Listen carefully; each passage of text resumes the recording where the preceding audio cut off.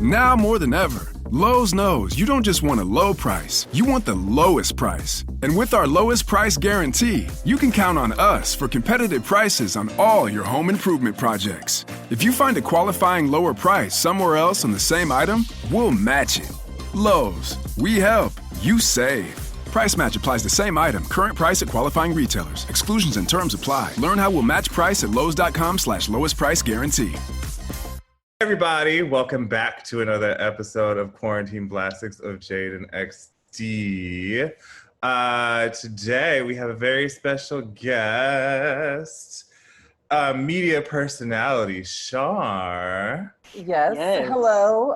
It's a pleasure. It's an honor to be here with you two. I'm such a fan of you both, so this is going to be fun. We're fans. Wait a minute. So hold on, because Shar and I met before we met. Yes, in we an did. Uber in LA. We did. We surely did. That will forever be my Jade story. Is that we happened to be in an Uber. I think it was an Uber pool, and it was like one of those short rides, like around the corner. But we were in there together, and then I ended up. I think it was a live show that you all were doing in LA, and my friend Jace was like, "Yeah, I'm going to this live show," and I was like, "Okay, I guess I'll go." And then when I get in there, I'm like, I was just in the car with that girl. That's the bitch I was sharing the Uber with. She's broke. No, I did not say that. And then, of course, you all's live show sucked me in because you all were so damn funny. So that was good. And I really feel like that was one of our worst performances, honestly.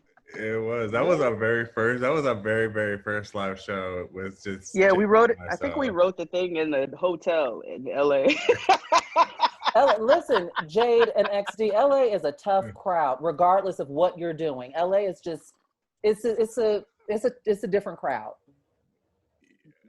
Who's worse, LA or Both times in LA, we were just like, ooh, nigga. Ooh, thank God. I'm just glad we got paid before. Oh my God. I thought you all did great, personally. I went to both of your shows here, I think, or maybe one. You did. No, you came to both. You came to both. Was it both? Okay. Yeah. You were at both of them. Yeah, because I remember the fancy one. Since the beginning. I remember the really, really fancy one with the chicken strips in the back and the fruit tray. Yeah. And then XD that's when we came up a little more. XD and I had an adventure. We took an Uber in a minivan full of Black LGBT folks, with our driver speeding and hugging corners down the 101 to get us to West Hollywood. And then things got even crazier in West Hollywood. These were strangers you all were with? No, we were with people from the show that came. And then I'll never forget that van ride. That shit was wild.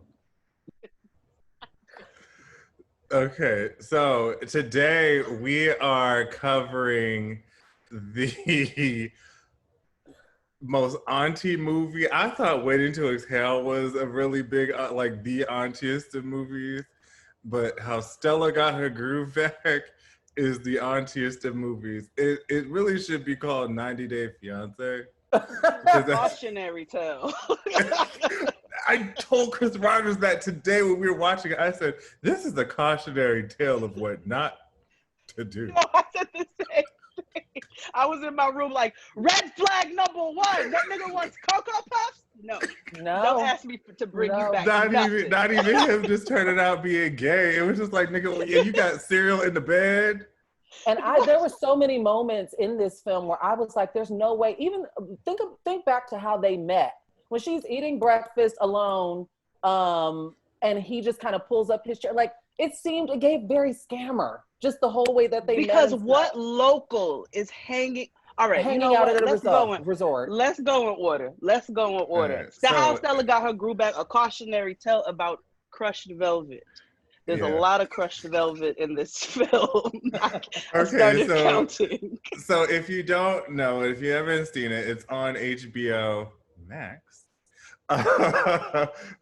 Get your free trial now. Also, it was. I thought it was on Hulu, but when I went on Hulu today, I was like, ooh, gag. So it's also on HBO. On HBO, because I use HBO Go. I still have that, and it's on there. Oh, boom. Yeah, that's how. That's how I watched it today. I watched it through HBO because I legit swore it was on Hulu. But whatever. If you don't have access to HBO, your cousin got HBO, so ask them. The movie is based off of a book by Terry McMillan with the same title. It is loosely based on her life and her marriage to a young man named Jonathan. And then they met in a very similar fashion. They are no longer together, and we will talk about why. No way. We will talk about why they're no longer together. Who can ever forget that iconic episode of Oprah? If you know, you know. If you know. Oprah was on a roll during that era. She had J.L. King. She called it Oprah was getting it in. She was telling gay. Old Oprah episodes. We should cover old episodes of Oprah. We need to cover old Oprah episodes. Hell no, because them shits are awful. I might do that on my YouTube channel. That shit is horrible. Yeah, oh God, like when J.L. King came on there with the down low. Oh. It literally changed the cultural landscape. It literally every auntie. Women were shook. Women were shook. I remember they were looking at they niggas sideways all over the place. And they had that episode of SVU with Michael Beach, and he was on the DL, and he was a preacher. Oh, the Saints were shook. I don't know if I remember that. Well, I might have to revisit that. Yes, girl. Oh, it's one of the better episodes. And I love me some SVU. Too. Yeah, it's really good. It came out in 2004. So the movie begins with a woman named Stella Payne, played by Angela Bassett. She has like a French French role because that's how you esteem, yourself as, a Black woman of the 90s. Yeah, she's like a market money person, something in San Francisco. Wall Street.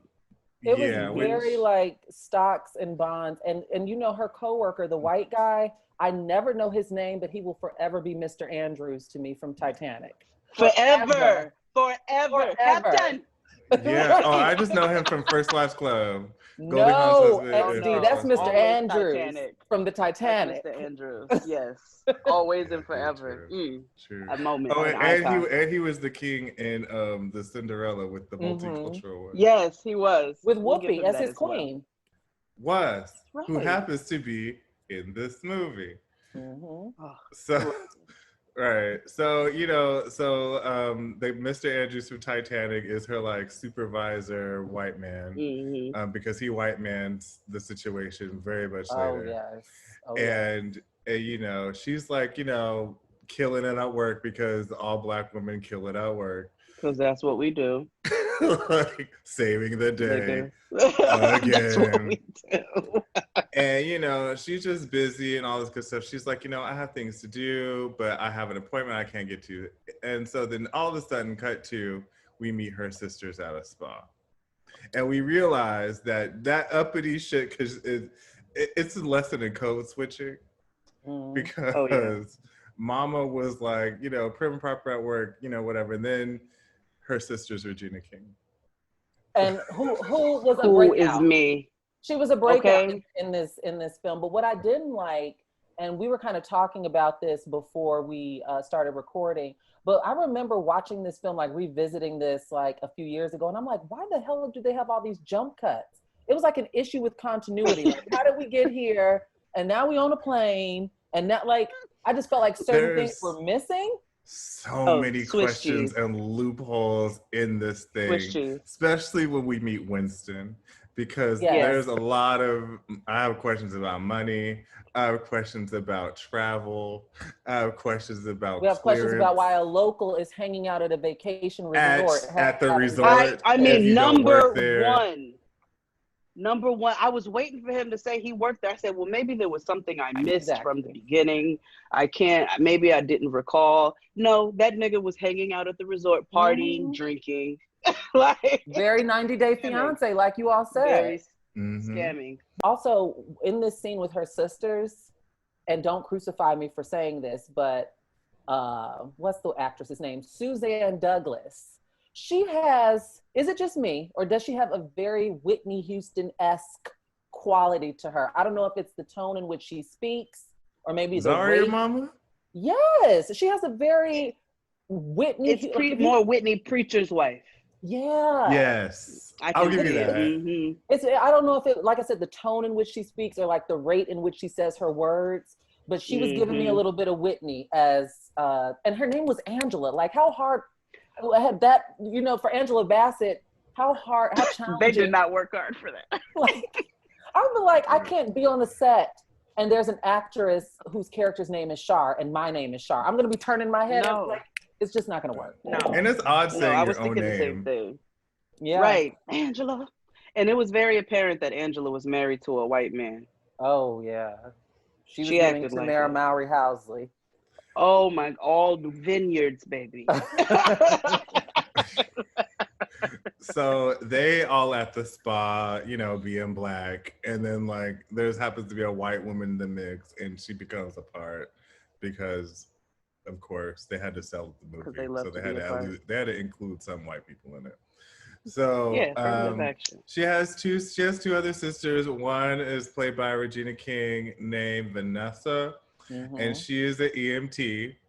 And she's the baby of the family. And then there is Angela, played by Suzanne. I just had her name, Suzanne Douglas. Suzanne Douglas. Zaria Mama in the Parent Trap. There we go. Parenthood. The Parenthood. Parenthood. Yeah. Not Lindsay and Lohan. she a little, not Lily Lohan. No. I'd watch it. Lindsay Lohan daddy. I'd watch it. Oh, God, that. Lindsay Lohan daddy. Lindsay Lohan daddy. Is this in reference to Nene when she was beefing with Michael Lohan? Let me tell you something. I will never not say Lindsay Lohan and not say Lindsay Lohan daddy. Same. Okay, so they get into it about her not having a man, which problem number one, and which I've noticed in the last few movies that we have watched, this underlying theme of black women needing a man. And it's just like, oh God, no, throw them away. Draining. Like, Draining.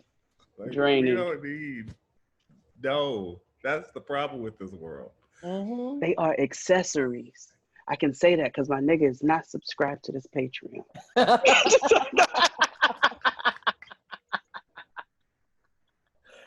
They are mercies. Really, in the 90s, y'all, we had pushes. Like, if you really think about what it would be like if we were like our ages in 1994, I feel like there was this collective push in media. There were columns dedicated to this in Essence. We had it in movies. It was this push. It felt like a give and take. Like some women were like, you can do it yourself, you know, strong, independent. It was like one extreme or the next. Like you either independent, vicious, biting men's heads off, or you need a man and you need one today type thing. Right. Always. And both. There was just no raggedy mama in this video. Right. No mama to push it. There was no raggedy mama in this one. I noticed. Yeah, think about it. There were mother figures. Angela. That even Delilah, which was also, well, I don't know. I was about to say Delilah was an icon in this to me. I loved Delilah. I mean, even though she shouldn't have concealed her illness. Now that gets real jump cutty. We're all over the place with Delilah concealing. Okay, I'll let you lead, XD. Sorry, you know I get excited. Okay, so before we get, her sisters jump on Stella because she don't have no man, and she's like, you know, I'm busy. Y'all hoes are whack. You married to a white man and you're poor, so leave me alone. Yeah. So she finds herself. She sends her kid off to go visit with her ex-husband, Dr. Weber from Grey's Anatomy. Yes, Dr. Richard Weber. And whatever happened to her, the little boy who played her kid, like whatever happened to him? It's funny that you brought him up because I wanted to know too. I don't know where he is today, but I remember during my freshman year of undergrad, one of my roommates was really, really good friends with him, and he was fine back in 2006. I don't know where he is today or what he looks like or what he's doing, But the images I saw, I was like, oh yes. Mm-hmm. Are you on it, Jay? You looking at it? Yeah, you know I am. It's the Virgo in me. I can't help it. Come on, Earth sign. So while you look, we gotta look things up immediately. We so she happens to be like, she's a little on vacation or whatever. Her kid is gone, so she happens to be at home just relaxing, and then she happens to see a commercial, and she starts to hallucinate and starts to see herself in this. And I know she was watching Planet Groove on BET because that's the only place they showed travel commercials to Jamaica. Because I have seen like every that, last especially. Can we talk about her house for a minute? Because it was like a tree house. It was like a greenhouse. First of all, every part of me was like, "Oh, I miss the Bay Area so much." Like she lived in everything that is me. A wonderful, like, Japanese styled, almost like, but it was kind of like mid-century too, and it was all ranch style. Yes. She had a spare like workhouse on the side. She's potting her plants. Like, that's the auntie. Yeah. She's potting her plants and stuff, and on the phone with some guy harassing her, wanting to go out for a run. Oh yeah, that is. I'm waiting on my soil now. I'm staunchly sitting in my auntie-hood. Did you? He's a handsome. He kind of looks like Chris Stokes a little bit. Oh, I know you lying, Jade. I feel like listen, he's not well, bad, okay, hold on. I feel like here we go. Would. There you go. Oh yeah. He gay. XD, please.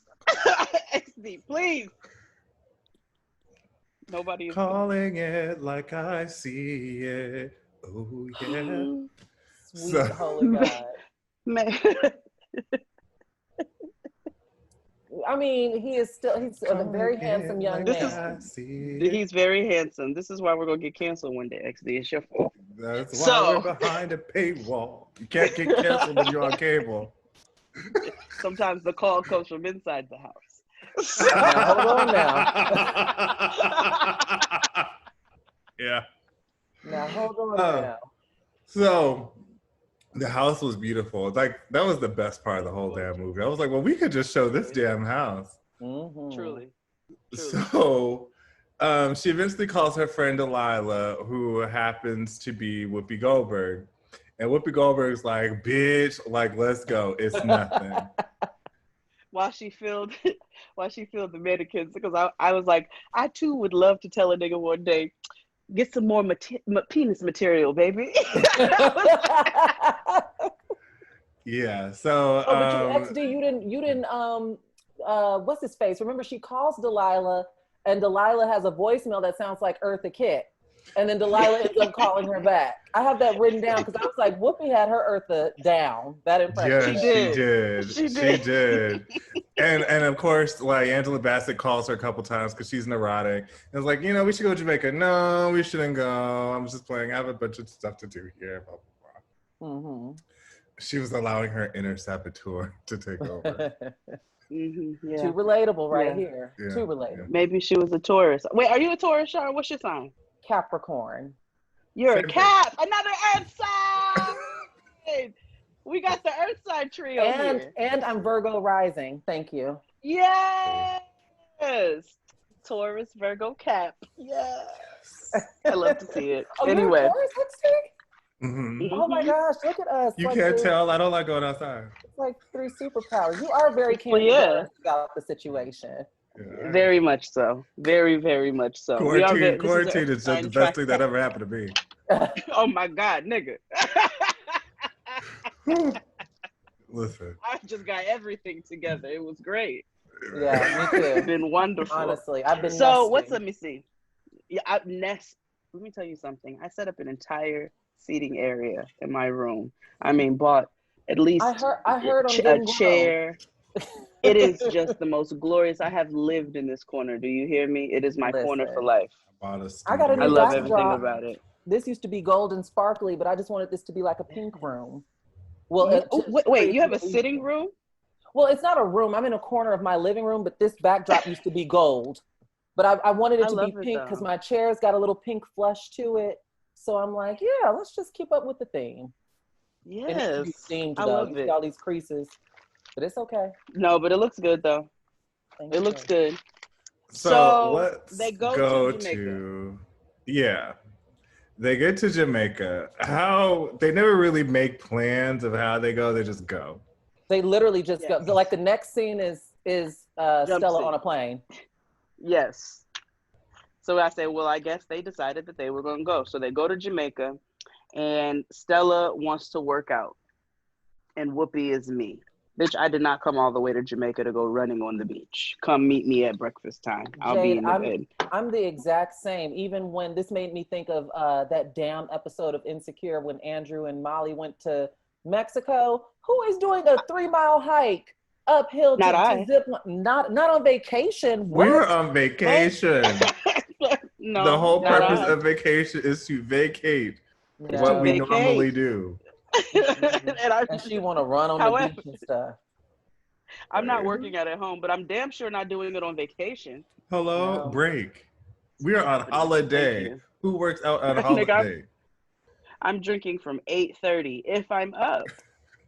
Like, that's Exactly. just what And life she is was all running gone on about. to So bed yet. sand.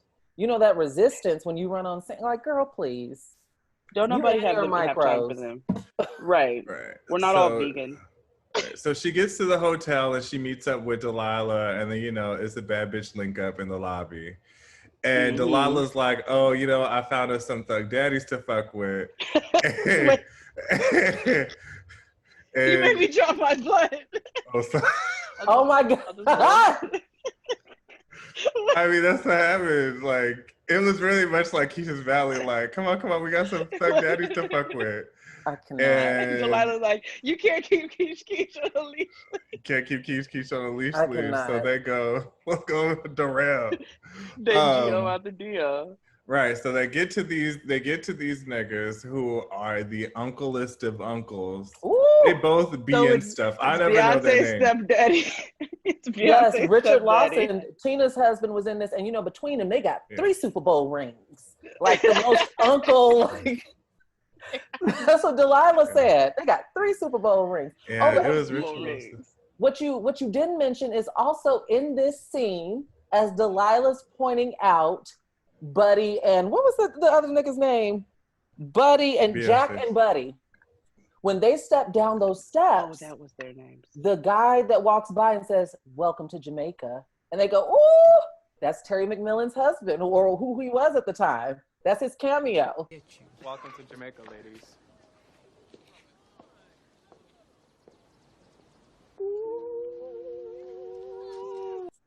Really? I never paid attention to knew that. Fact, now I have to go back and look at it. Go back when they're leaving. I should have known because he has a specific kind of look. He looked very spicy then, so I was like, no one talked to but that was literally that's like the Easter egg. They're coming down the steps all giddy after they just greeted each other in the lobby, and he walks past them and says, "Welcome to Jamaica," and they're like, "Oh, girl, that's him. That's Jonathan." Jonathan.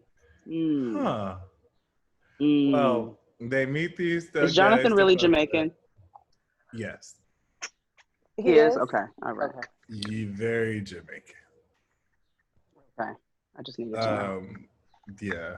He is like one of them stish Jamaicans too, which made sense in the movie of like how Tay Diggs was rich, kind of, or his parents was rich. I can't wait to get to his parents. I know. I was thinking about Mom. Right. Mom, right. Who was also the woman of Brewster's Place. And Cora. That's why I said, look at Cora. So then, the guys that Delilah hooks him up with are just kind of crusty and rusty and they ain't with it. So the next day, Stella wake up and she go, she want to go work out or whatever. And Delilah's like, girl, fuck you, leave me alone. And so, but there's always like some sort of like alluding to like something going wrong with her. And we don't know what it is yet. So this is when the movie takes a turn, and when Angela Bassett gets street harassed. Hold on So, really quickly, XD, because what I have written down before we get to that scene, because this is a very auntie line that needs to be acknowledged. Stella tells Delilah that she came to Jamaica to run, read, relax, and roll over, not to be a slut. Yes! It's a very auntie line. Yes, when that came on. It was. I was like, yes, 4 R's. I was like, I'm putting that down in my book. Yeah, she went for the alliteration. Yes, that's a very auntie and that line. that rollover could mean multiple things. But she says not be a slut. You don't gotta. You ain't gotta be a slut to have a good time. I've never been a slut in my life. Can't relate, sis. I'm not slut. Yeah. So. But anyway, go ahead. So, and Stella's just, minding her business, eating her, curds and whey and grapefruit or whatever. Mm-hmm. And there happens to be a black man staring at her, just leering, just mad lusty. Yeah, just like, hey, yo, ma, if she would have said no, he would have said fuck you then. Like, it was very much street harassment. It was. And he's just sitting across from her, and he's like, hey, how's it going? And she's like, and they flirt back and forth. But this is when the movie turns a little bit, because we hear her inner dialogue to herself from now and throughout but it doesn't happen throughout the movie. It only happens when she's in Jamaica. I wonder if that was intentional. It's like remember when Joan used to talk to the camera? Yeah. Breaking that fourth wall. Yeah, and then after a while, then it would just stop. And it was like, well, when did you stop doing this? Jade, what are you doing? Stop it, Jade. I'm sorry, Shar. Y'all remember that episode of Girlfriends when Tony got Botox? Yeah, okay. I could keep up with the references. I get it. Okay. Bitch, did you have a stroke? Which was a fair question. That was a fair question. It was. So anywho, he's like, can I join you for breakfast? And she's like, fine. But he invites himself over. And he has all of the spread. And here we are again, with not no knowing vegetables, no fruit. Yeah, it was a complete beige. It was all plate. waffles. It was like sausage and waffles. That's it. Yeah, it was all beige. It was like my plate when I was 7. Right. And she eating bird seed and shit. So he's like, my name is Winston, and I'm from Shakespeare. Here. Winston Shakespeare. They couldn't think of it. They couldn't do no better with that. They couldn't do that. My God. Terry couldn't think about that. She didn't think about. But I'm gonna tell you why on the counter side of things, why that was not the worst name. It wasn't a stretch, but it was a stretch. It wasn't a stretch. So we have a healthy population of Jamaicans here, Shar. And it was a nigga who was very interested in me and would send me long ballads and odes, and his name was Ballington. And so I said, I thought about that immediately as soon as he said his name was Winston Shakespeare. But Jade, that's fair. I'm on Stella's side. If a man approached me, first of all, now I'm on heightened alert, right? Because I'm eating breakfast alone. You're staring at me. You asked, "Can you join?" And now you're giving me a fake name. And it took You're a local. But it took me the whole movie. I thought he was still bullshitting until we got to later on in the movie. Me too. And she's like, "Can I speak to Winston Shakespeare?" And I'm like, come on now. I still didn't believe it then. I didn't believe it until he went to PTA conference and that nigga had a "Hello, my name is Winston Shakespeare" on it. Give me a break. Please give me a break. Give me a break. I really thought it was a fake name as well. For a very long time. I'm so glad I wasn't the only one. It's because we watch Catfish too much, because we all think this nigga's a scammer. Absolutely. Well, also we know people. He did scam her, he did. I'm gonna bring up every single red flag. Don't you? It hasn't happened yet, except for that local at the resort that really bothered my spirit. So he's like, so they're talking, and he's like, I'll see you around. Mm-hmm. And like the whole time, she's ass like, line that I hate. Yeah, she's like, I fucking him the whole time, which I get it, valid. But he tells her like, I'm 20.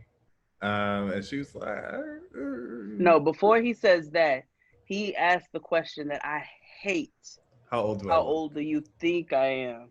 And I'm like, nigga, I don't have time for these games. Get out of here. Go. You're wasting my time now. What he also asked, which again goes along with the theme of red flags, he instantly also asked her, where is your husband? Do you have a boyfriend? So you see this single woman alone at a resort, you're a local, camping out, eating breakfast, asking, can you join? Telling me your name is Winston Shakespeare and asking where my companion is. This sounds like some trafficking to me. I'm on high alert. I'm on high alert. Because are you about to, drag me up out of here? Like, well, I'm on high alert. Are you going to be watching me as I walk back to my room? What's that Liam Neeson movie? Taken. No, seriously, Jay, think about if this were to happen in real life. Like, you're not coming over and y'all would have been an ABC 2020 special. As black women, we cannot. We don't just be taking those strangers back to inside where nobody knows. I'm not even talking to you, actually. I'm not even talking. I'm here to eat my ruby red grapefruit and my bird seed and go meet up with Delilah and see what she on. Thank you so much. Yeah, because I'm trying to hang out with my homegirl. And right now you're upsetting us.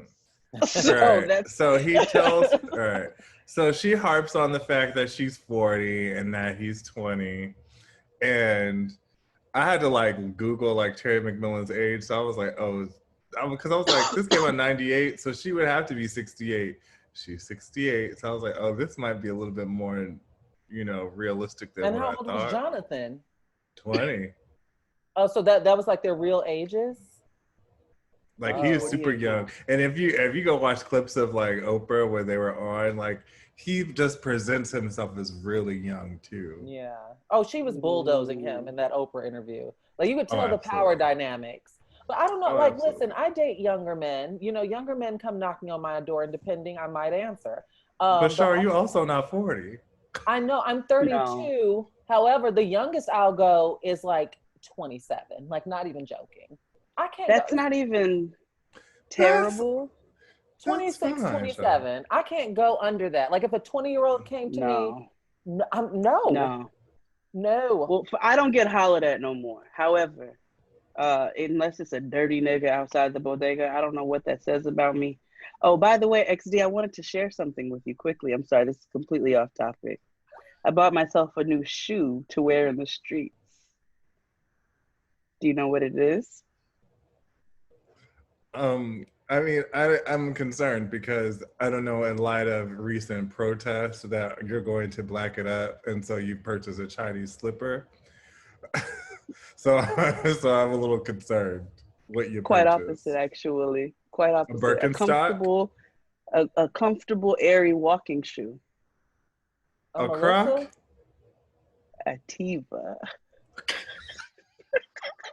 Jade. Three people. She's a lesbian. Jade. Oh my God. That was cute. I bought myself a Tiva. What color? They have like little cactuses on them, and they're like orange. I'm gonna bring this up on the main show later, by the way, because that is. Did you get the one with the platform? No, okay. I just got me a regular old You Tiva. got the official Subaru sandal. That's a good name for it, XD. The Subaru. That is a Subaru. Okay, so a good way to share, but I'm sorry. Go ahead. So while at breakfast brunch, he invites her. He's like, "Hey, there's a party going on later on. You should come." I'm sorry. Yeah. And she's like, "No, fuck you. I want to fuck you, but no, I can't. Whatever." Mm-hmm. It's a pajama. And then she shows night. up in her negligee. That's exactly what the fuck it is, because she shows up in her negligee. Niggas are there in their pajamas. They're dancing. They're having hold on. So here's the thing. What bothered me about the whole movie is, did you notice that Taye Diggs only had one pair of shoes in the whole entire film? No. But that's indicative of the storyline, you know? Yeah. Foreshadowing. Yes. Yes. Yeah. They were like clogged, like with like a strappy with a strap back. They were the Uncle Grilling sandal. I peeped them when they went to his parents' house. Mm-hmm. This scene totally threw me off guard because of the mixed crowd. I wasn't expecting that. It was such a mixed demographic there. It makes sense though for a resort. It does make sense for a resort, and it also, like the way that Stella's micro braids were styled, it just screamed 90s. Like everybody had the braids, everybody was styling them in little pinups and French rolls, and they had the white bitch with the vacation braids. They had to put at least one in there. That Bridget Nielsen looking lady. So they at the party. She said she wasn't gonna go, and but she shows up. And people are like, you know, I doing her. And she's like, oof. She's so offended. Right. And Taye Diggs is like, put on your sarong, like, because that's going to shield her from her. Take off your shawl. Right. And make it a sarong. Right. Take off your red. Invisibility cloak. Like, okay. It didn't make her look as matronly. That was a good suggestion for her to take it from her over her shoulders and tie it around her waist. Because she was looking real auntie-ish. Mm-hmm. So with her sensible shoe. Right. So her 9 West. So I know. So they go in and then they turn up. The party's, you know, like a thing, and Delilah comes and she's like, you know, the thug daddies we were trying to fuck Jack and Buddy here, and they are a lot. But notice how Delilah got Jack and kind of tried to toss Buddy on Angela. Now, I won't go into detail, but it seemed like she wanted Stella to take one for the team.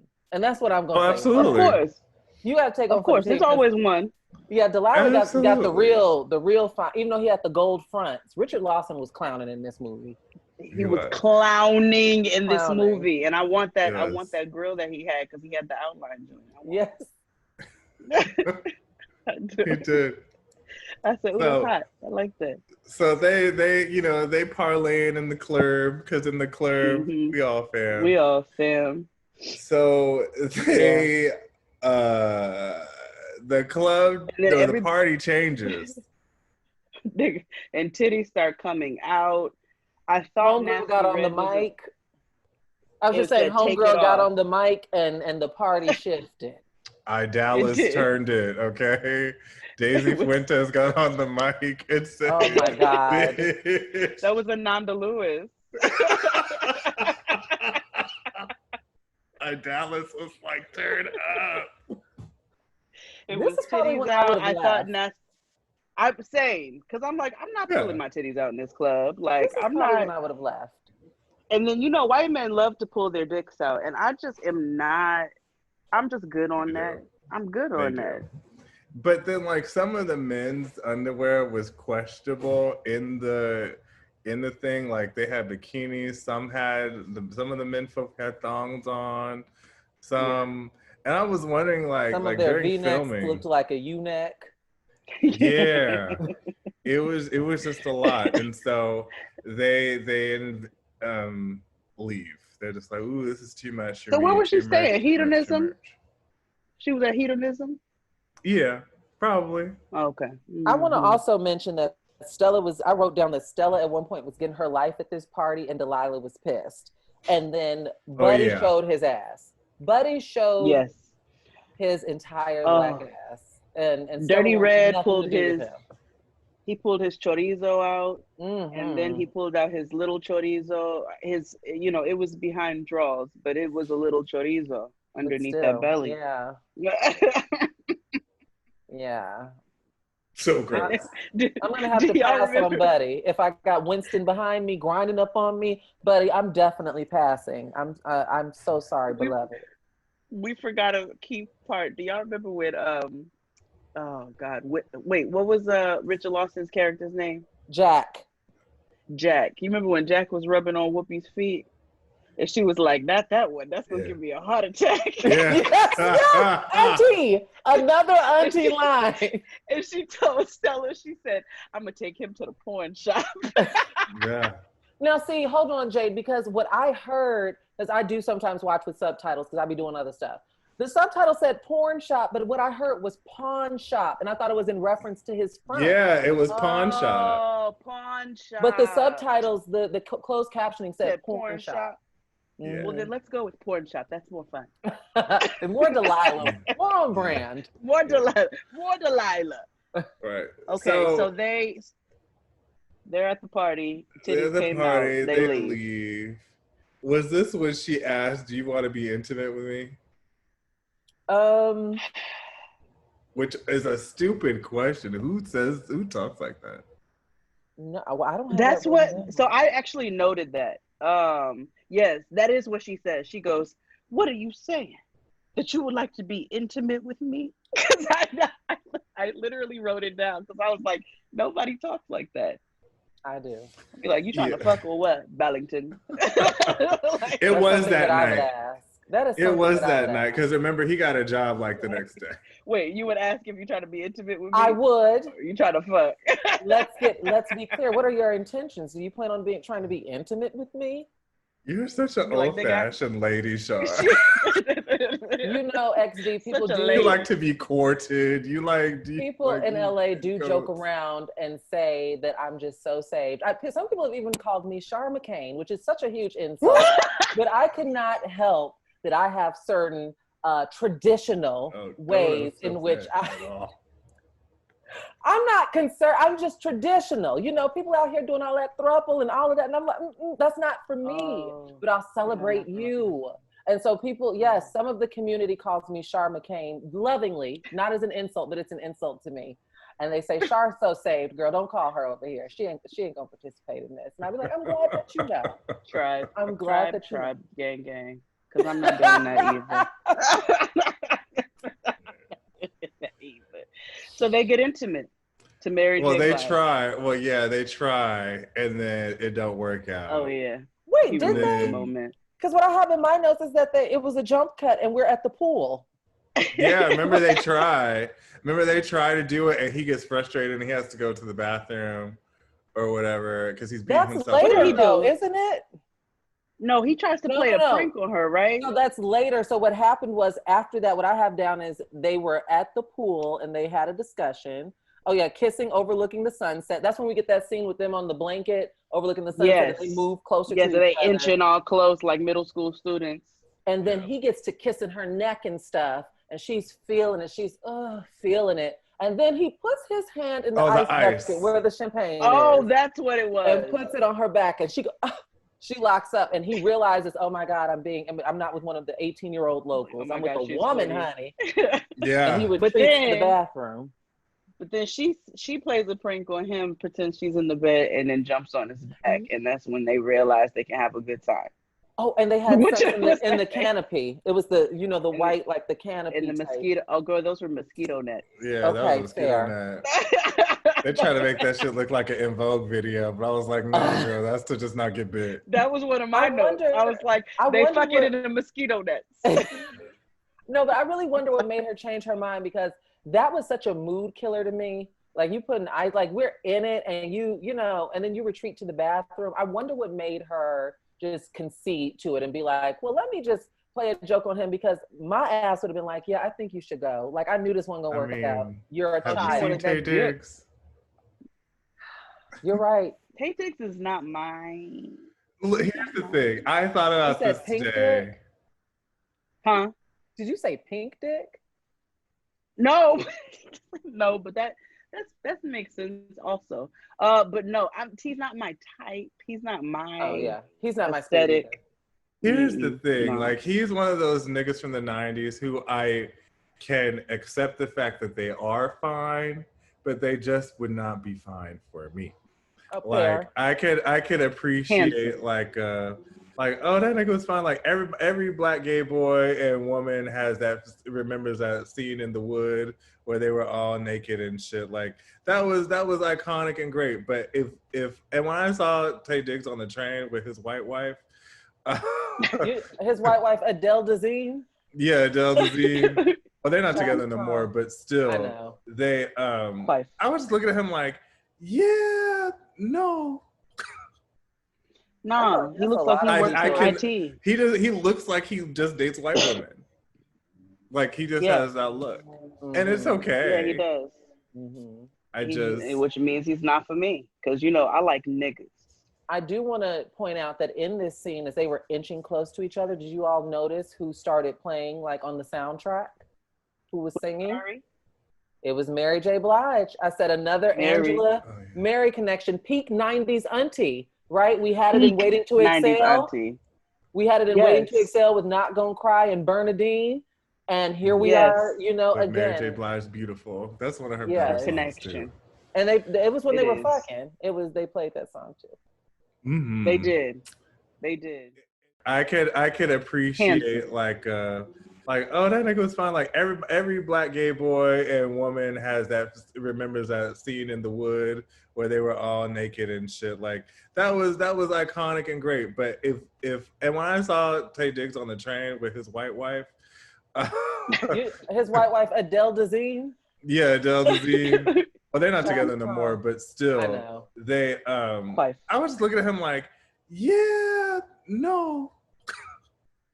No, he That's looks a like he lot. works I in can- IT. He does. He looks like he just dates white women. Like he just Yeah. has that look, and it's okay. Yeah, he does. Mm-hmm. Which means he's not for me, because I like niggas. I do want to point out that in this scene, as they were inching close to each other, did you all notice who started playing like on the soundtrack? Who was singing? Sorry? It was Mary J. Blige. I said another Mary. Angela Oh, yeah. Mary connection, peak 90s auntie, right? We had it in Peak Waiting to 90s Excel. auntie. We had it in Yes. Waiting to Excel with Not Gonna Cry and Bernadine. And here we Yes. are, With Mary J. again. Blige, beautiful. That's one of her Yeah. better songs Connection. too. And it was when It they were is. fucking. They played that song too. Mm-hmm. They did. And if you listen to the song, it's one of the more auntie songs. It's like if Way You had lyrics. The movie opened up to some Way U.S. music. It did. Yeah. It did. I thought I wrote that down. I forgot. Oh, their name is Soul Way to the Soul. Whatever. Oh, it was Soul to Soul. Yeah, it was Soul to Soul. did not I know saw that because of was the it. closed Okay. captioning. What was Soul to Soul's song? It was Keep y'all know on Soul to Soul's moving. famous song. Keep on moving. Don't Don't stop. moving, don't stop, No. I was about to say, you better Yeah. ask XD over here, Music Library. Listen. So they do it, and Mama is digmatized and glowing, Yes, until jump cut scene, as Shar pointed out. They are now in some random lobby part of the hotel or something. And Winston tells Angela that he got a job. Mm-hmm. And Scammer she's like, behavior. okay. Right. Scammer behavior, because he's like, I got to start work in an hour. I have an interview in an hour and I have to start today. And I work for the next several days. Red flag number 2. Now, So- I will say it's probably quite possible for him to get hired that day and work as Well, much it's as clear he he did. was because Yeah. But it was still a red flag. And he It's also just- knew about it prior to laying down with me. You knew about this. but also but here's the thing, this is the only time I ever really sympathized with him. I was like, I get it. Like A little bit. life happens She and got he had mad. to she got mad. Like, bitch, well, beautiful individual that creates haters, but bitch, you on vacation. I live here. I gotta go to work. That's like, And you this know, when isn't people about- come to like visit you on vacation, like, oh, I'm coming to your city. It's like, okay, well, you have fun, girl. Like, I gotta go to work. I just so happened to meet you. I just happened to stalk you. On top of that, what I didn't understand in this is that it seems like in real life, anybody would have just been like, oh, that's just my island piece, and I'm about to go mind my business with Delilah, and we're about to get to be so emotionally invested that you get upset that this man now has a job and doesn't have time for you seemed unrealistic to me. Because I don't know anybody that would be that emotionally invested in a one-time little, we only had sex once and we've been courting for what, 2-3 days or whatever? Like, come on now. Mama was sick Like over that foreskin, okay? She sure she could not help it. She was. Like, she got instantly pissed. I said, oh, the dick was good. It was good. It had to happen. We learned later how good it was, but still, it's like, comments. Girl, like, he had to go to work. He needs a job. And first of all, if you would have ever want this to work out, you would want to support him working, because it's like, girl, get a job. Right. I mean, I think I might have been in a moment once or twice where it was so good I didn't want him to go to work. Sure, we've all been like that. I can't you're not gonna be like that irrational. But you gotta go to work. No. Fuck you, you're not going to work.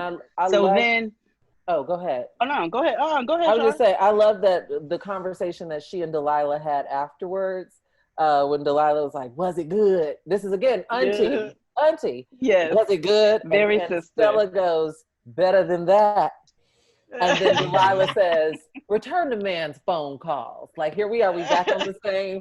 Instead of in real life, Delilah would have been like, well, all right, bitch, let's turn up. Like, it wouldn't have been this emotional push to keep communication with this guy, especially if this guy is sucking up time for me and my homegirl.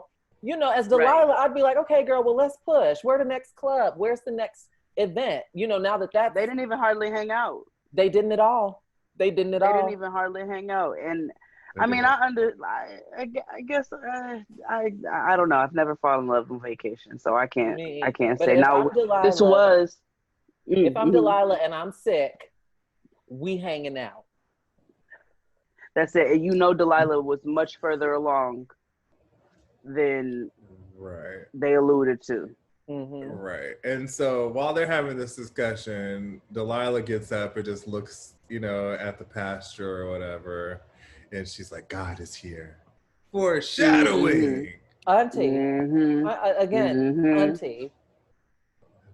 Which, you know, the entire movie I was watching, I said, well, this is just me and my homegirls when we go on vacation. I mean, minus the nigga, you know. I was like, this is me and my homegirls when we go on vacation. And if one of them just so happens to fuck, it would be the same conversation. And there is going to be someone acknowledging that God is here. There's always going to be someone. Always somebody. One of my homegirls fucked the DJ at my wedding. Okay, I came home from the hotel. And she fucked the DJ at my wedding. And I said, well, was it good? She was like, bitch, it was amazing. And then you should have said, God is here. God is here. That's going to start being my response to everything. I'm throwing people off. God is here. God is here.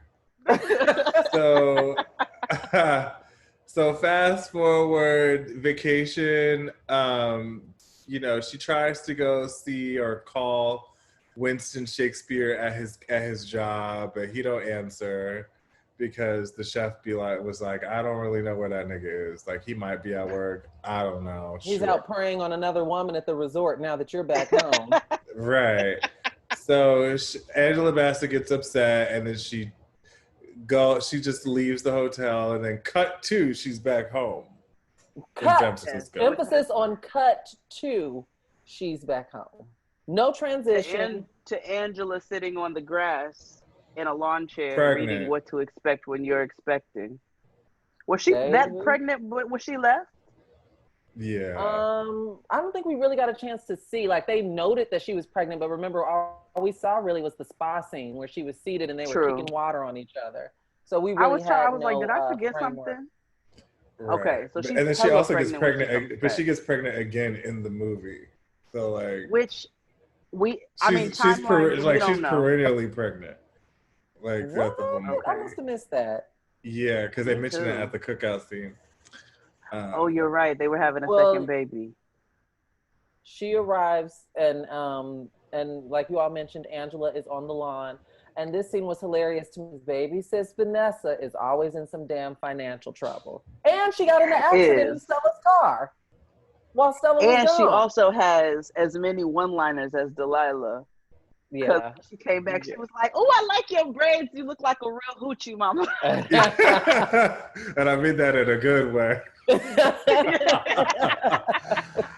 So they also, this is also something to note, that they have like Tyler Perry movie styling with the hair because Regina King's like T-Boz, it was just so, like, I get it. It was supposed to mimic the fact that she works really hard, because it just wasn't, oof.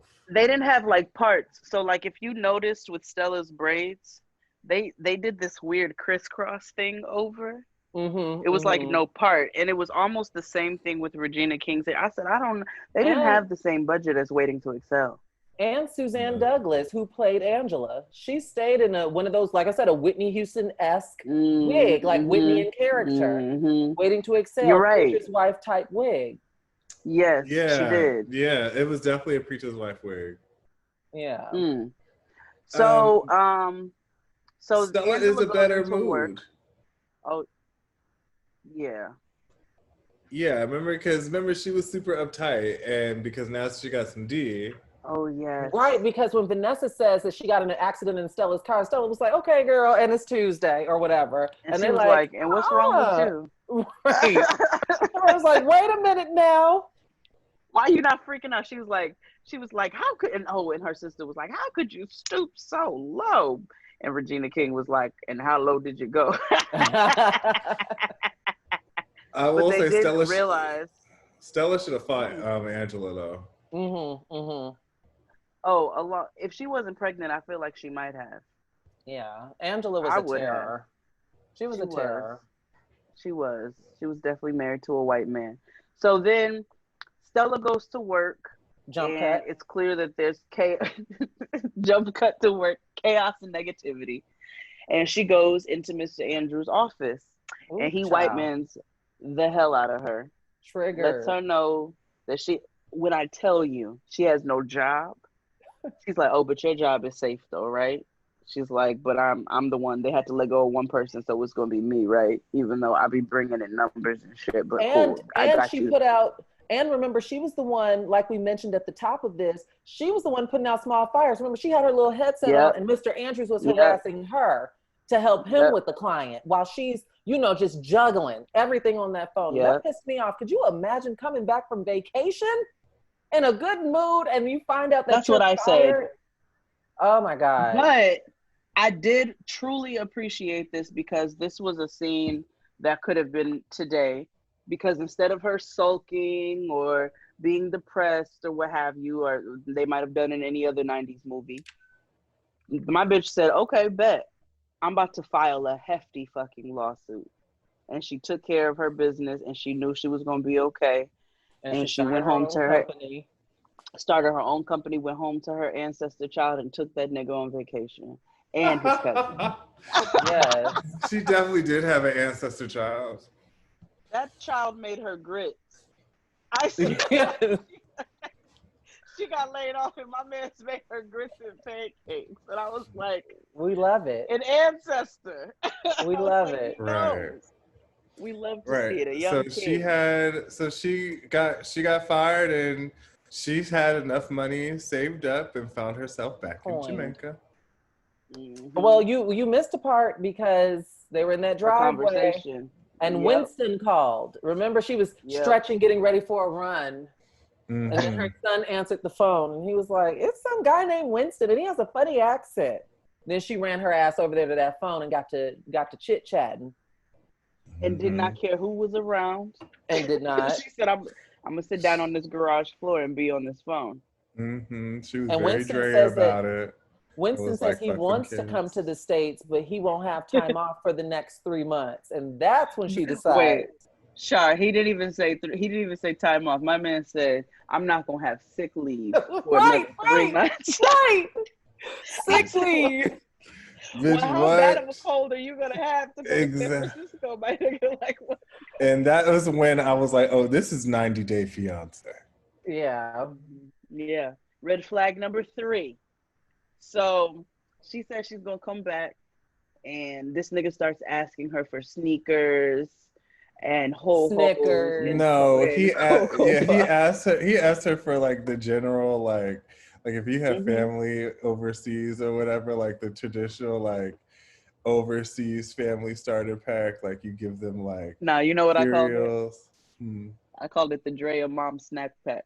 Oh my God. Oh my God. Because he asked for everything Or that Drea Boosie. Or Boosie. Remember that picture he took of his pantry? Oh my Nothing but red food coloring number 5. Nothing fresh.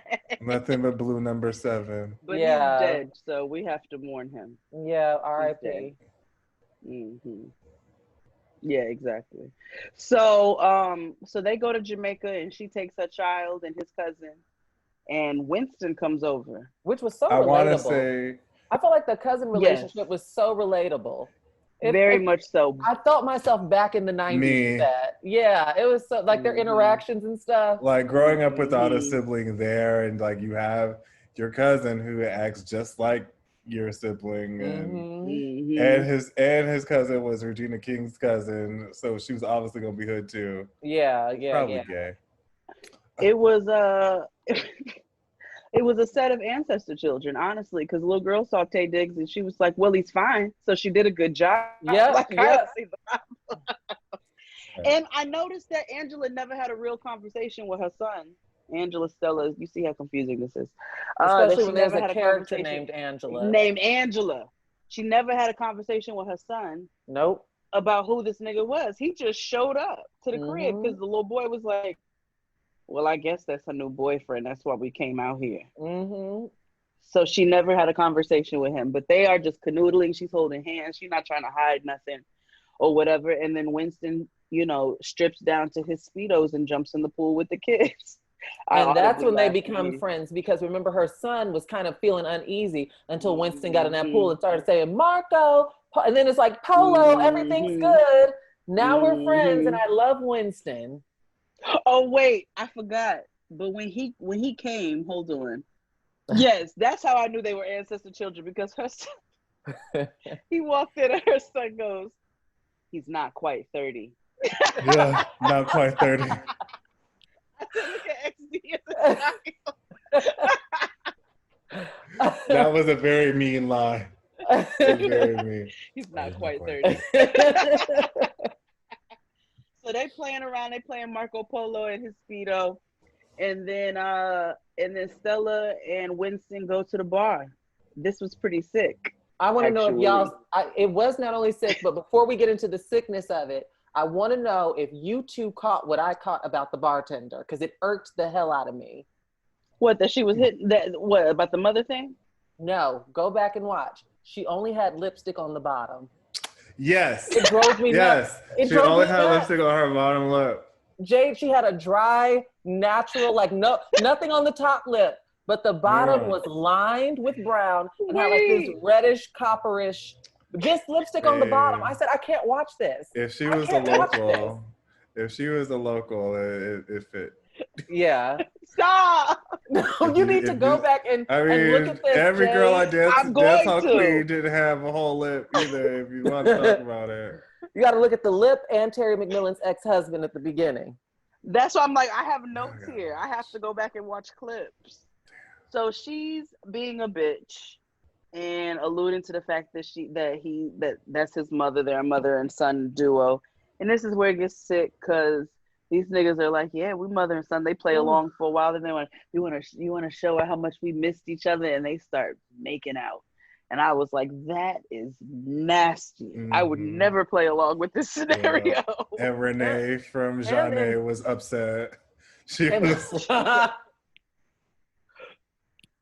And in fairness, the way that these actors are, so Angela Bassett and Tay Diggs, in fairness, if I saw them walking down the street, I wouldn't assume mother-son. So the fact that they kept bringing that up and these actors didn't look like they had this vast 20-year age gap between them, to me, I was like, okay, this is getting annoying because maybe Terry McMillan and Jonathan looked obviously, not quote unquote age appropriate, but Angela and Taye Diggs did not. It wasn't anything that would give me a second look about anything. Like I'd be like, okay. She looked really good, and I'm not gonna say for 40 because I hate that. Actually, like you look so good for 40. Yeah. She looked really good. Period. And Taye Diggs has had the hairline of a 40-year-old man for his, so I didn't factor that in. And the sandals. So I would have never assumed that was her son. Right. They're only 13 years apart. Oh, in real life? Right. Mm-hmm. I had to look. I was like, I don't get the look thing. The mother-son thing, I didn't know. Yeah. So, they make out, they get nasty. And then Winston quits his job. And which is red flag number 7. Wait, did he really? I missed that. He quit his job? Oh, yeah, he quit his job. He quit his job. That's how he was there with her. Because I was wondering, I was like, so how long is this sick time? And how long are her vacations? They just seem so long. Especially to be freshly unemployed. Like her savings account had to be busting because she got 3 mouths to feed in total. And we're back in Jamaica vacationing. Well, and they weren't staying at no Holiday Inn either. Oh, no. No, they weren't. No, baby. And it also was not a Sandals. It wasn't Sandals either. It was better. It was a villa. They were in a villa. So, but she had money though, because if we go to fast forward a little bit and then we'll come back, the salary they offered her, I understand that was at $275. So I understand that was an increase from what she was making, but it was also very apparent that she was nowhere near broke. So she had money, and that's a lot today. So you can imagine in '98, she was bagging it. That's exactly what I thought. So I was like, she got money. She's good to take her kid on vacation. She's good to have to up and fly to New York, which is where we are. So, oh no, not yet. Because they get back to the and she got the Post-it note envelope thing on the door, right? She got the Post-it note envelope thing, but remember, she goes to meet the parents, and she doesn't know she's going to meet the parents. That hasn't happened yet, Jade. I have it in order. Really? Hold on. Yeah, it's the bartender with the lipstick, and then you're the right. Next line that I have is D is in the hospital coughing. Because they're on the phone, and she doesn't know that D is in the hospital. Right. You're right. Right, remember, she doesn't get the note just yet. She just she's on the phone with Delilah. And this is when we find out Delilah's in the hospital. It doesn't say anything. We just don't say it. We just see her in the hospital. And my whole thing was like, Stella don't hear all them damn beeps and nurses and shit That's what I was wondering. I was wondering when she was gonna address them. And I know that bill was sky high. What calling card does she have? Yeah. Because back then, they had to pay for long distance, like MCI and shit like that. And yes, MCI make me think of Bugaboo. And Delilah didn't even have that same zest or energy that she normally has. So I feel like any best friend would have been like, girl, what's wrong with you? Right. And it wouldn't have worked today with the way FaceTime is set up. What Delilah, that little stunt she pulled would not have worked today. Never. Because she catfished her illness. You can't do that to people now. Yeah. She did. She didn't let her know. That's why she swatted the nurse away, and she didn't want her to have any idea that she was in the hospital or she was any. And I knew by the way that they massaged her arm that she was also much further along than they ever said she was. And we get the soft chords, the music playing in the background. We still don't know exactly what's wrong with her at this point either. We just know that she's sickly. Don't. She had mentioned diabetes earlier in the movie, but not too sure. So then we get the parents' house. Yeah. So they on a road. They in like a little Isuzu type of truck thing, and a Jeep kind of thing. And they roll up to this vast, expansive, palatial grounds. Zamunda-esque. Yeah. Okay. Yes. Mm-hmm. Yeah. It was just like It looked like Prince Jeffrey Joffrey's yeah. lair. I was like, oh, okay, they got money. And so Colonel Washington and Cora come out. Oh my gosh. First First of all, hold on, because how pissed would y'all have been if you would have been in Stella's shoes? She was under the impression that they were going to a restaurant, and he surprised her with his parents' house. I would have been livid. I'm on vacation, my nigga.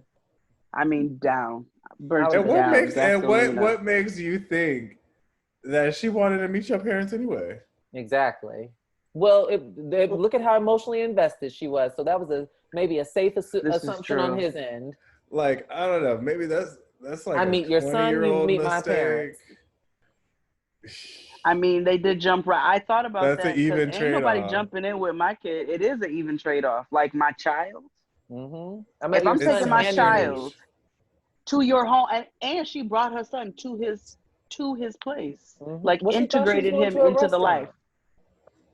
Oh, you're talking about even the fact, island? like just there, to his home, and even you letting this man swim with your child and play, and it was very stepdaddy and zero to 100. Like it was super fast. So the kids go, and Colonel Washington and Cora show. That Cora took that, because I did not remember that Cora took me out. Yeah, like, that was Mama from Women Abusive Place. Mama wasn't playing. So she sure wasn't. She hated everything about this situation. Looked her up and down. Go ahead, XD. No, you're right. Keep going. Looked her up and down. Told her she needed to be ashamed of herself. Ashamed. My favorite. I was part of this is when they were setting the table, and she says, did I freeze? Freeze? No. Okay. No. My favorite part of this is because I wrote it down in direct quotes. She said, "I could beat around the bush, but it's not my style." And she goes into she did because Stella is 40 and mom reveals I'm 41. Oh my God. Like literally talk about your skin leaving your body. Like it would. I'd be like, well, bitch, we could be friends. Right, like it's creepy and weird. It's very awkward. It's very awkward. And that's my baby. Especially when you don't know. You have no idea that's where you going. And you know what I also noticed is that the mom was like, Winston is my baby. I hope no one gets offended by my accent. And so Stella counteracts that with saying that Winston is grown. In that moment, I thought, now Stella, would you keep that same energy if little whatever his name is brought home a woman that was a year younger than you? No, based on what we've seen from your character, you would lose your shit. Even after you fell in love with this nigga, you would still lose your shit. So you need to have a look. But she was humiliated. Like she couldn't even buck up or say anything. She was just embarrassed. She had to eat it. Dad was loving it. He had to. He was.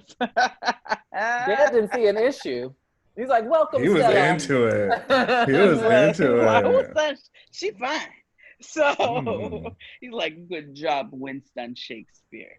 So they have an argument by the water of this on these grounds, and she tries to shame him. That's when she tries to age shame him, and told him it was an immature move for him to bring her there without. I mean, it was a little bit of a low blow, because the first thing you go to when you get mad is my age. We can't be if that's gonna be the case. Right. You're gonna have to deal with that head on right here, right now. Otherwise, we're never gonna work this. But you all look at his mistakes. Everyone makes mistakes, yes, but I feel like his mistakes are in direct relation to his age. Oh, yes. Yes. Like in direct relation to his age. Yes, but I will not. But there are some people who jump the gun on that parent thing too.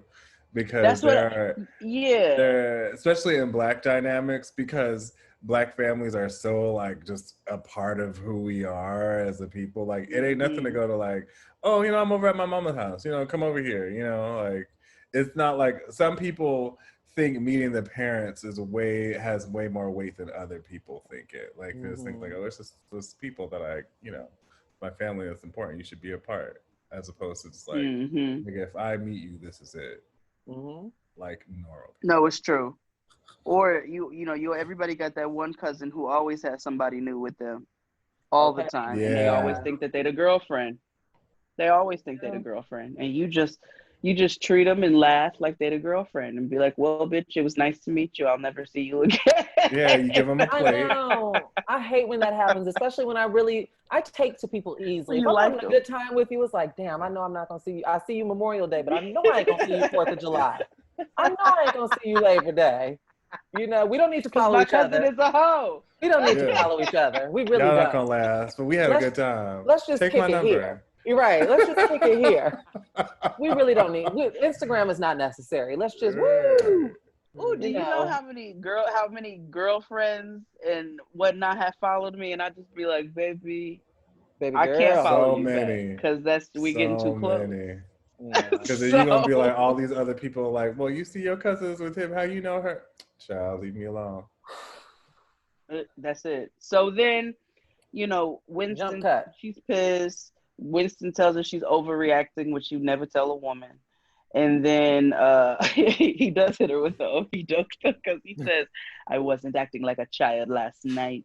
Oh, I was like, oh, all right. Well, I can't argue with that. She couldn't either. Cut.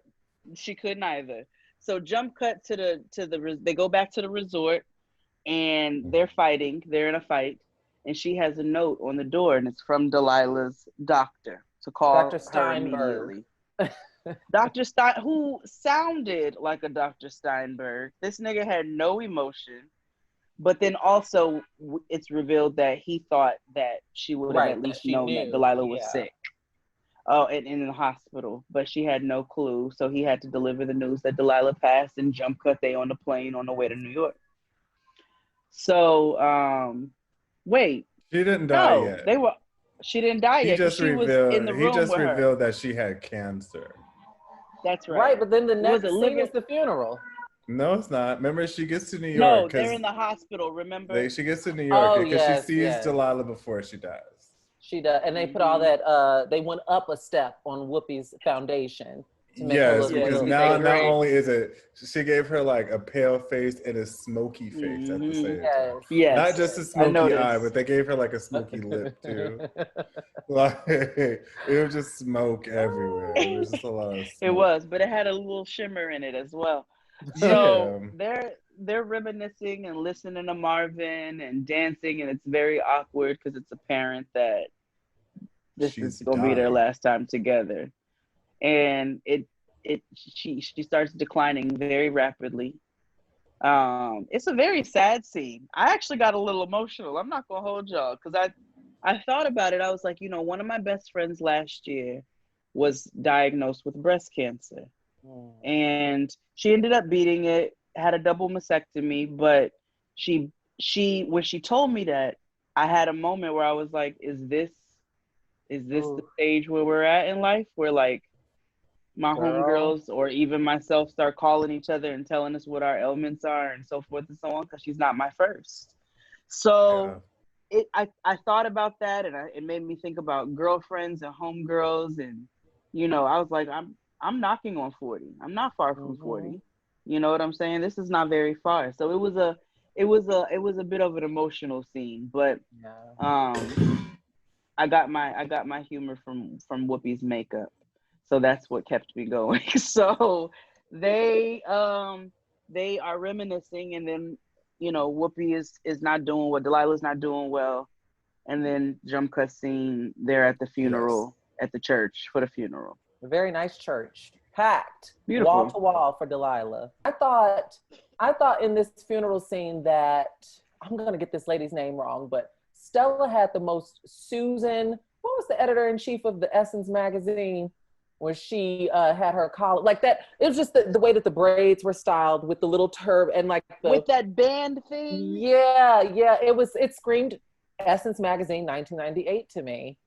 The lady with the braids. Yes. She was I forget her name. It's Susan something. Yes, it did. It was very much that outfit. It was very 90s corporate. I always thought when I got older, I was going to be wearing pantsuits. That's how they presented life to me. Yes. And, Susan you know, Taylor. it was moving. Susan Taylor. Susan thank Taylor. you. Does she still Very have the braids? Susan. Yeah. Oh. See? So I'm not shooting myself in the foot for my future. I felt like this was such like, this is when like the movieism of this movie kicked back in. Cause like, what are the odds that just as Stella's getting up to say her remarks, out of the shadows, Winston's shadow. And it's like, how the fuck did he know where the thing was? This had to be a situation like, y'all both at the hotel, he's still getting ready, and she had to be there at a certain time. Because I wanted to know how he got there, but then I figured I know Stella fit the bill. Like, you know, he's not working. And this is where my questions came, because it's like, Mom didn't pay for it. Right, because I'm like, did he save all his money from being a sous chef? And I know how much you get paid from being a sous chef, and it's not much. So I'm like, did you save money? Like, were you hustling? What, did you scam other women at that damn hotel? Because you were in love with Did you scam your parents to give you the money? Right. I don't know. And he had cash, so I'm like, where did you like do you have a bank account? I don't know. He stores his cash in one of them thick ass shoe soles. So he shows up to the funeral in the shadows, and she does this little smile and then goes on with her speech about Delilah, which was also very sad. And then they leave. Jump cut. He's like, so what time does our plane leave? See, and I was like, red flag number 10. Who said anything about buying you a ticket, nigga? Nobody. You know what one of my friends said earlier today on the phone, told me, girl, sometimes red flags look like Six Flags. You know, so I feel like in certain instances, you might want to be on the front row of that roller coaster. Consider that stolen. Sometimes red flags look like Six Flags. That's a word. Just the time of your life. Woo! Child, I might have to quote that on Getting Grown. I will give you all the credit. Yes. That's a word for your nerve. A word. So I'm gonna parse through the rest of the movie because there's some parts that too long. The notes got sparse for me. It wasn't really anything happening. Yeah. No, she came back. He met the family. The cookout scene was funny because the family was like literally harassing them, and I'm like, everybody needs to take a break. Like everybody needs to back up because I would have asked the driver to reverse and let. I would have left my kid there. Y'all it's fine. Yeah. And you could have left your kid there because Dr. Richard Weber was there. So I'm out. Daddy was there. Dad's inside Mom, but it seemed like they had a nice co-parenting relationship. Yeah. So, but I'm not bringing my new nigga there with my old nigga there. But they surprised her, remember? Because the son ran out and was like, Dad's here. But see, they hadn't got out the car yet, though. She knew I still would have told driver to pull out. Mm-hmm. She knew when she saw the barbecue smoke, because as soon as she saw the smoke, she was like, oh shit. She's like, these niggas came together to being black as fuck. And who was the first one out the gate but baby sis? Being real. Wait. I did put her lines in here though because she was so refreshingly black in that scene. She said, "Where is he? We want to meet us." Winston, you in there, baby? Dude. I was like, this is amazing. That and when Angela was being Angela, she was being a bitch. She's going and she's going and she's going. And finally Regina goes, shut the fuck up, Angela. Yes. It was overdue. The granddaddy. He goes, amen. It was overdue. It was overdue. So those were two best scenes of the cookout, in my personal opinion. Well, also, what I also didn't like, speaking to what XD said, how I'm not bringing my new nigga around my old nigga. Walter and Winston got to bond. You know, Stella had to turn around and say, break it up over there. Kiki. Right. Kiki over me. No. You don't know me like that, and you sure as hell don't know me like that. And you don't have permission to do this. You don't have the license. You don't have to do this shit. Yeah, we're not doing this. So fast. I did appreciate that Dr. Richard Webber was not bad mouthing her, though. I will say that.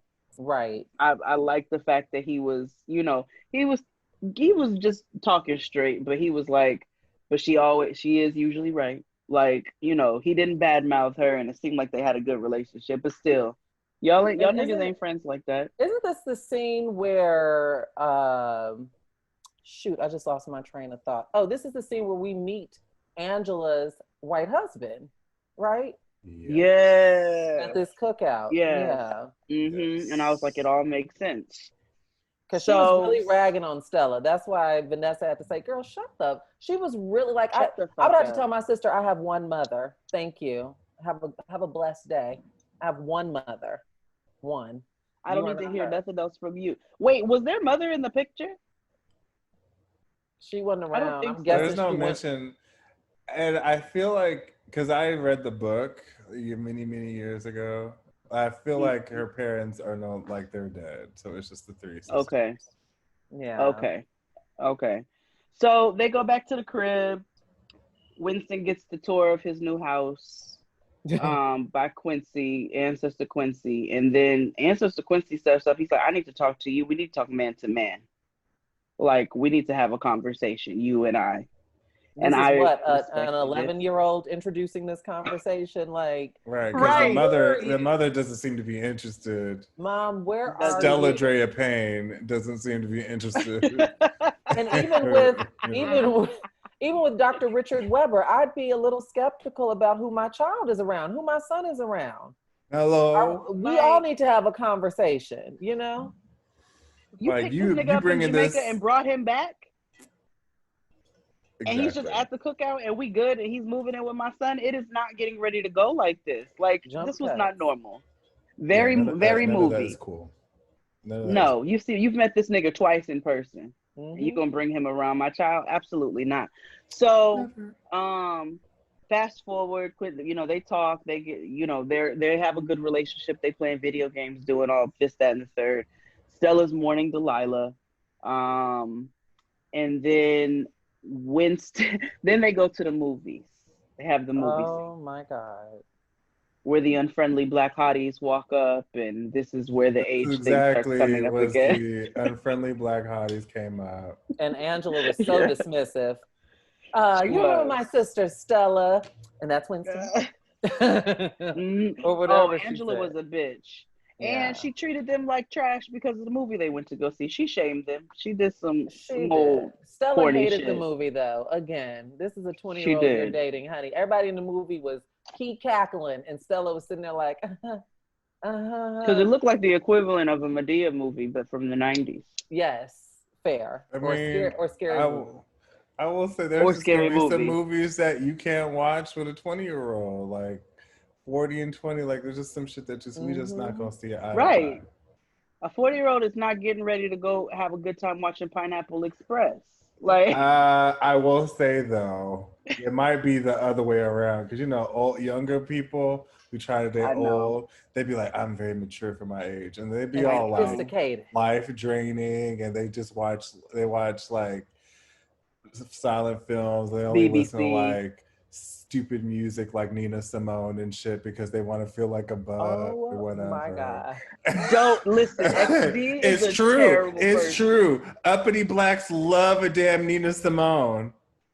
I'm going. Nigga, I like Nina Simone. Okay, and that's fine. What's wrong, Miss Simone? OTEP niggas love Nina Simone too. Yeah. He hates Nina Simone. I like Four Women. I like the Four Women song. Mm-hmm. I love Nina Simone. What did you say, XB?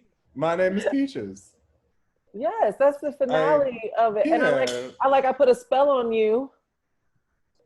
I put a spell on you. Nina Simone was our first NDRE. And Mississippi got down. Oh yes, you and India. She's the first NDRE. Anyway. The point is, please, I'm not dealing with a 40-year-old might be more into Pineapple Express than some like The Notebook / The Hours / whatever existential ass movie. Yeah. This is fair. Because my favorite movie in my early 20s was The Hours. Now it's like not another teen movie. Or like a and I'm closer to 40 now, so it's like, nah. I'd be like, well, let's watch Bridesmaids again. Yeah, cut on bats. That's a good one. All I'm hearing is hits. All I'm hearing is hits. Yeah. Like, this is what we're saying. This is, yes, the counter to my point. My point is dismissed now. So because we do like some goofy ass movies. Go truncate the rest. Yeah, because the rest of the movie wasn't that good. So there's a couple things I do want to highlight. I liked the dinner argument when she went. That's what I was going to. That's what I was cutting through. Renting booty call in the Lion King. Right. So they go to the waterfront. Now, I've eaten at the waterfront. It's a fabulous restaurant on the Embarcadero. Oh, is it? Food's delicious? Absolutely. It's fabulous. Okay. Right on the water. And I guess it might be some month-anniversary meal or something because they're out and about. And so the check comes and, Tay Diggs picks up the bill. He does that. Yeah, every Black person picks up a bill that does the same thing, like, oh, woo, shit. Is it one of those restaurants? Because I know we have some restaurants that are so fancy here in Los Angeles that there's no price attached to what the item that you're ordering. Mm-hmm. I don't frequent those spots. It's like it's a seafood place, so it's like everything's market price. Everything's marketplace, and it's right on, like, it's on the waterfront. It's literally on the water. Ooh. So you're not. It's no less than 50, 60 a plate. Mm-hmm. Okay, so it's like a STK. Yeah, it might be more now, but or less now, I should say. But it's about a little bit more than STK, but on par. Oh, really? Mm-hmm. Okay. Mm-hmm. Oh, because it's also seafood, so it's like market price, whatever. Right. That's true. That's fair, because I know we went to STK and spent about $500 for two of us. After getting everything. Yeah, cocktails. Yeah, but it's easy to do that for just two people at the waterfront. I want to say it's a Michelin. Okay. It's like a 2 Michelin star. Oh, that's why that nigga looked at the bill like that. Plus, he had no money. Right. So he looks at the bill and he says he's gonna pay it. He takes care of it. He pulls the money out of the sole of his shoe. And Stella's like, you don't have to do all of that. Like, I got it. Your girl's savings account is fat. Because also recall, she told Delilah when they were in the hospital, she was going to take her on a $5,000 shopping spree. And she got out of the hospital. So she's not broke by any means. She's like, I got it. Like, we don't even have to play this game. And they going back and forth. And we can tell it's some ego and some, it's a lot of things brewing there. And it's starting to be trouble in paradise. Mm-hmm. Right. So, fast forward, because this is the scene, right? Yeah. Where so they fight, they go home. My God. Stella is in the bathroom brushing her teeth, and cut to Tay Diggs naked in the shower. Now, this is always when my mother said, "Turn your head." Yeah. So I didn't experience this scene until later in life. Like, I was able to watch most of that whole movie, but when I specifically remember my mama saying multiple times, "Turn your head." That was the theme of my Black childhood. Mom thing to think. Either turn your head or close your eyes. And I'd be like, "Can I turn back now?" And she like, hold on. Right. Mm-hmm. Big Black mother. So let me explain. This scene, they get it on in the shower. And it was supposed to be some intense, some makeup, sexting, to the point where they fuck it in the shower. Awful. So awkward. And you're not, didn't he have her in the air? Like, he lifted, please. Not with all these suds and water. No. Then it'd be all slippery. You fall down, both of y'all bust your head wide open. She could get her don't let the wet. nigga try to. She didn't need all that new growth. Her summer rights was all exposed right here. So I don't know. Look, I can't talk right now. So we in the middle of a pandemic. That was a highly budgeted film. That was true. That's exactly it. They had freedom to walk without masks, so she can go get her hair braided. So they cut to them finally finishing, and when she climaxes, she has a tear in her eye and it streams down her left cheek. Now that's how good they did it. I would like to have what she's having. When I watched this for in preparation for what we're doing now, I was like, is this real or is this like dramatized for the show? Because I've never felt that level of ecstasy where I was moved to tears. And I would like to. I share a child with this nigga, and I've not been moved to tears, and it's great. I'm not even saying anything negative. I just literally have never been compelled to cry. I honestly don't know if I'd be able to handle that. I don't know if I'd be able to spiritually, if I'd be able to handle that. Because now we glued to the hip. Right. Where do you think you're going? There was a tear that came out. Like, what? Nigga, what? We're bonded for life. That tear was super glue. Yeah. Wait, nigga, did you say with food you had? Yeah. I've always argued that food is better than sex because food is the most consistent thing. That is fair. I do enjoy food. Ever said. Right. Because I always liken sex to I always compare it to Haagen-Dazs ice cream. Haagen-Dazs vanilla ice cream. It's the best vanilla ice cream you could ever buy the store-bought, right? Out of the Basic Girls. You know it's going to be the same thing. It's going to be delicious. It's going to be the same deliciousness every time. Sex isn't like that. Some days it's like real good. Some days it's just like meh. I could have had a VA. Some days it's like, girl, we didn't need to. Sex do this is like Chick-fil-A. In what way? It's gonna put me in conversion camp. It's not consistent. Like sometimes the chicken is really like the hate comes out in the chicken and it's very crispy and hot and delicious. The fries are hot and salted perfectly. The Polynesian sauce is hitting that day. And then other days, it's like they don't sprinkle as much hate on the food and it's subpar, your stomach's bothering you later on. You're reminded of the guilt of why you shouldn't have been eating Chick-fil-A in the first place. That's kind of sex. Yeah, that's valid. Yeah. So fast forward, he proposes to Stella, but he does not propose to Stella. He buys a ring and puts it on a drafting table and says, here. Well, he fixes her whole workroom. Yeah, but that's it. He needs to earn his keep. He's not working. What he contributed to the bills or the mortgage? Not a damn thing. The least he could do. You can't just be sitting around watching Booty Call and Lion King and playing video games and not contributing. And eating Cocoa Puffs in her bed. Right. This is true. You need to be earning your keep. The lawn needs to never be past a certain length. Right. The gutter should always be cleared out. He's ultimately a teenager. So, like... Earn your keep, nigga. That's all. So, finish up the rest. The movie was way too long. It really was. A lot of this, it was like jump cuts, and then we could have shaved a lot of this off. We really could have. They had the airport job corps scene. The airport scene with her in the red trench coat looking. Okay, let's get to the real mess. Okay, so they end up together, they fall in love, they get married. So what happens in real life? Let me close my notes. Right. So that's in real life. So they got divorced in 2005. They got married around the time the movie came out.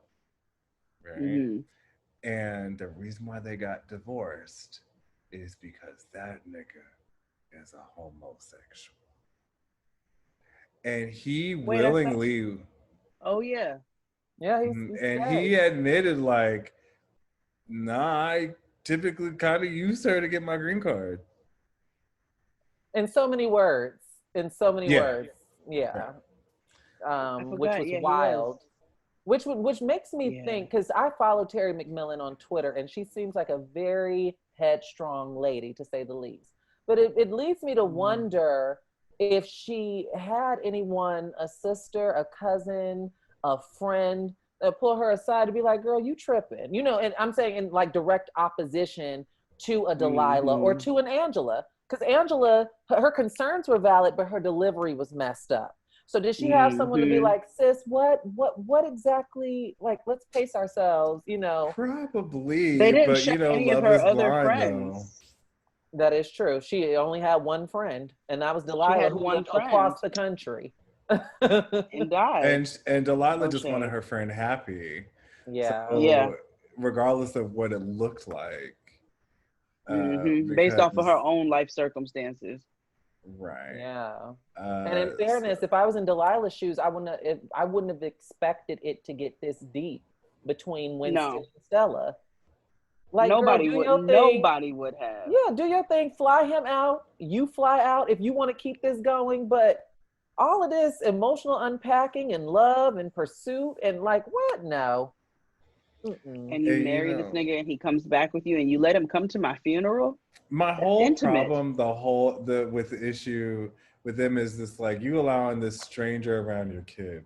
Like, that made me so uneasy. And I thought about, like, all the times where, like, my mother would date, you know, as a single mother, you know, she's allowed to date or whatever. And she did her best to, like, not have me introduced and be with all these other niggas, and I'm thankful for that. Like, I would also, in the back of my mind, when I would interact with him, like, I don't know this man. This person it was very harm me or my mother. I don't know this nigga like that. Ooh. It was very like, this is your Uncle Winston.